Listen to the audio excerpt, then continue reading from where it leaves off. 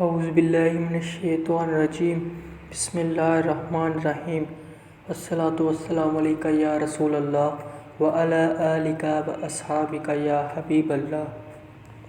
حضرت نوح علیہ السلام ہر ایک شخص کے پاس جا کر ہدایت کرتے، کبھی کبھی اجتماع سے بھی خطاب کرتے۔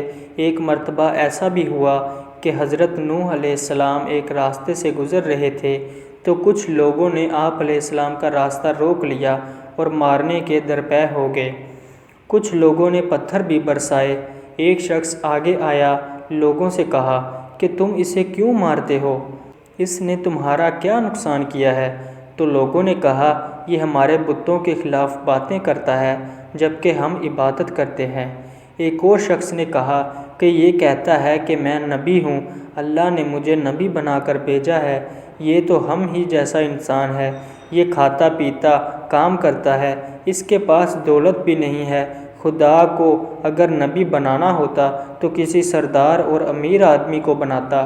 حضرت نوح علیہ السلام نے جواب دیا، رسول ہونے کا سب سے بڑا ثبوت یہ ہے کہ میں تمہارے ہی معاشرے کا ایک فرد ہوں، لیکن اس کے باوجود میں تمہاری طرح بے جان بتوں کو نہیں پوجتا۔ دوسرا بڑا ثبوت یہ ہے کہ میں تم لوگوں کو نصیحت کر رہا ہوں، لیکن اس کا کوئی معاوضہ تم سے طلب نہیں کرتا۔ میرا اجر تو اللہ کے ذمہ ہے۔ میں تو یہ کہتا ہوں کہ کسی پر ظلم نہ کرو۔ میں تو تم سب کو نیکی اور بھلائی کی طرف بلا رہا ہوں۔ میں تمہارا خیر خواہ ہوں۔ ان میں سے ایک نے کہا، نوح بادشاہ یا سردار بننا چاہتا ہے تاکہ اس کی عزت ہو۔ حضرت نوح علیہ السلام نے فرمایا، تمہاری عقلوں کو کیا ہو گیا ہے کہ پتھروں کو پوج رہے ہو؟ اے قوم، اللہ کی عبادت کرو، وہی عبادت کے لائق ہے۔ اللہ کے سوا کوئی معبود نہیں ہے۔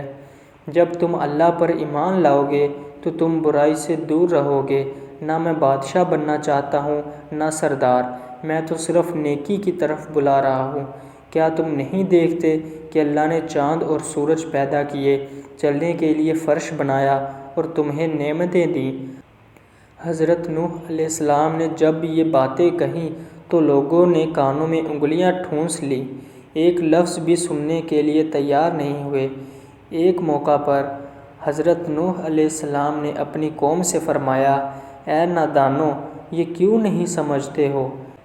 یہ دنیا تو ایک آزمائش کی جگہ ہے، تمہارے سامنے اچھائی اور برائی دونوں ہے۔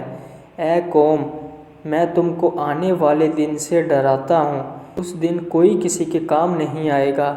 دیکھو، جو غریب ہیں مجھ پر ایمان لائے ہیں، لیکن تمہیں دولت کا غرور ہے۔ اے قوم، غریبوں کے ساتھ حسن سلوک سے پیش آؤ، ننگوں اور بھوکوں کا خیال رکھو۔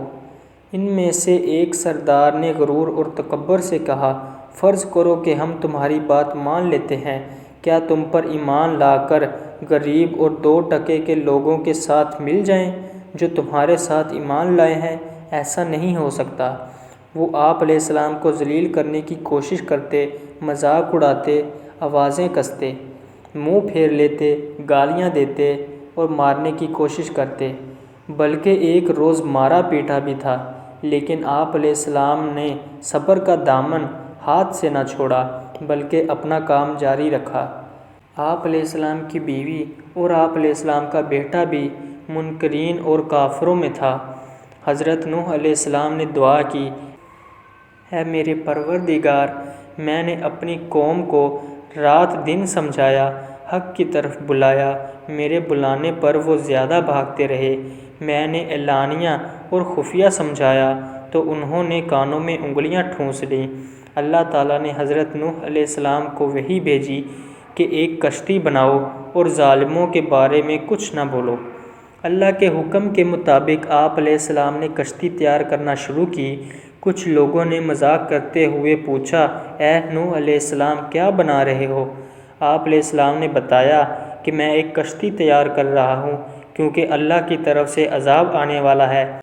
اللہ نے جو ڈھیل دے دی ہے وہ ختم ہو رہی ہے۔ جب وقت آئے گا ہر طرف پانی ہی پانی نظر آئے گا، صرف وہی بچے گا جو اس کشتی میں سوار ہوگا۔ جو بت پرستی سے توبہ کرے گا، گناہوں سے معافی مانگے گا، اسی کو اس کشتی میں جگہ ملے گی۔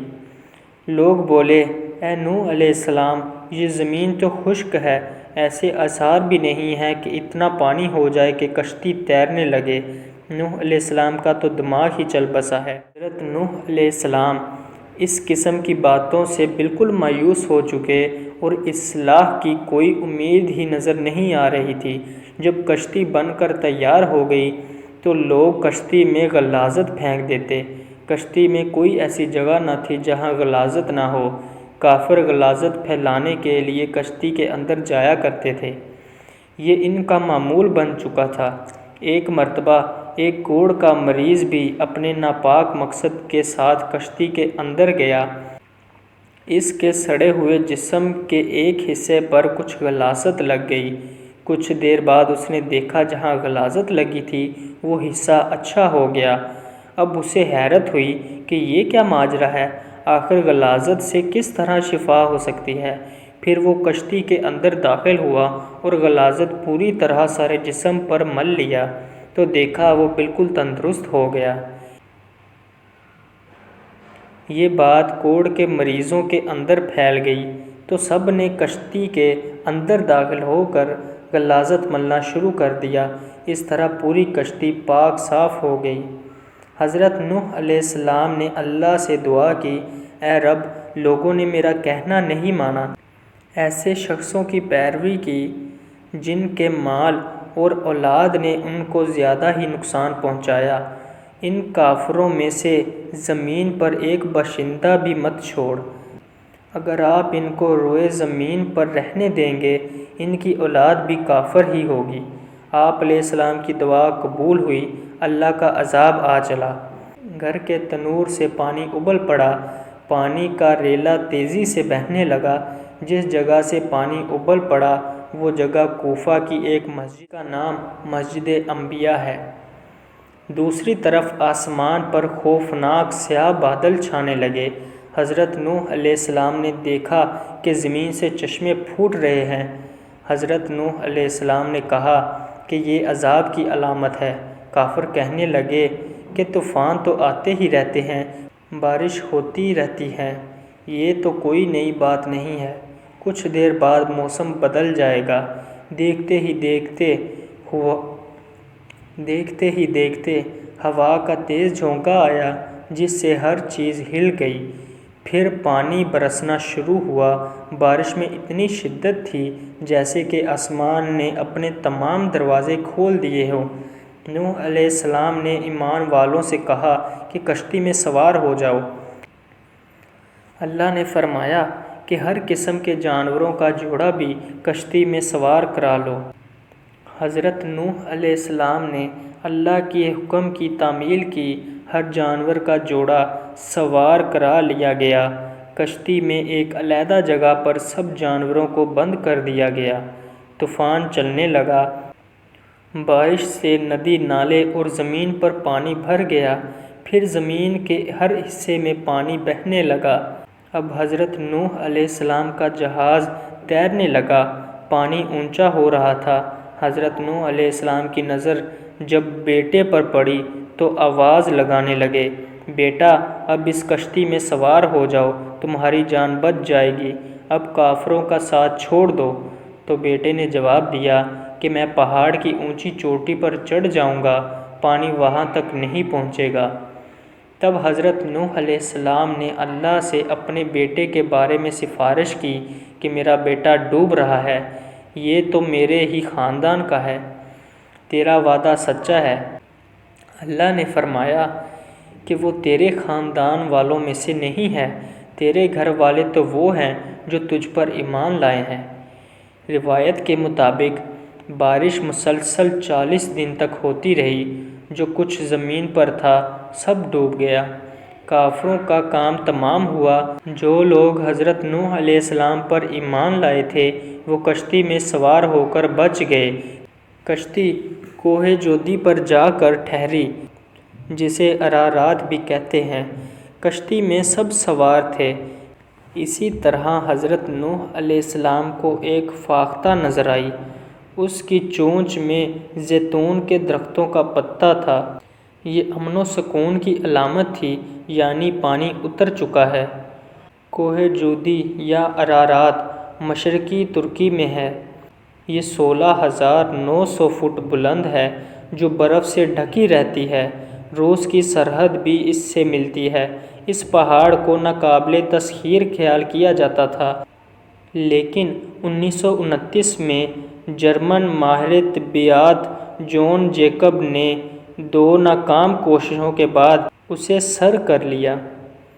کچھ عرصہ پہلے ہزاروں سال جمی ہوئی برف کا تودہ گرنے سے کشتی نوح علیہ السلام کا ایک حصہ برف سے نکلا۔ کئی ہوا بازوں نے اس کی تصویریں لیں۔ ایک اور معلومات کے مطابق 1929 میں آثار قدیمہ وولی اور اس کے ساتھی نے عراق کے قریب ار کے مقام پر طوفان نوح کے آثار دریافت کیے۔ انجیل مقدس کتاب پیدائش کی روایت کے مطابق طوفان نوح کا واقعہ وادی دجلہ و فرات سے متعلق ہے۔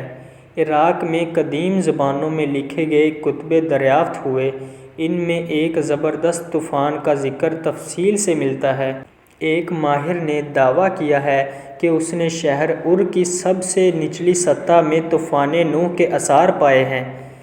عیسائیوں اور یہودیوں کی الہامی کتب میں ارارات کا ذکر طوفان نوح کے حوالے سے آیا ہے۔ بائبل میں لکھا ہے کہ 7ویں مہینے کے 17ویں دن کشتی نوح ارارات نامی پہاڑ پر آ لگی۔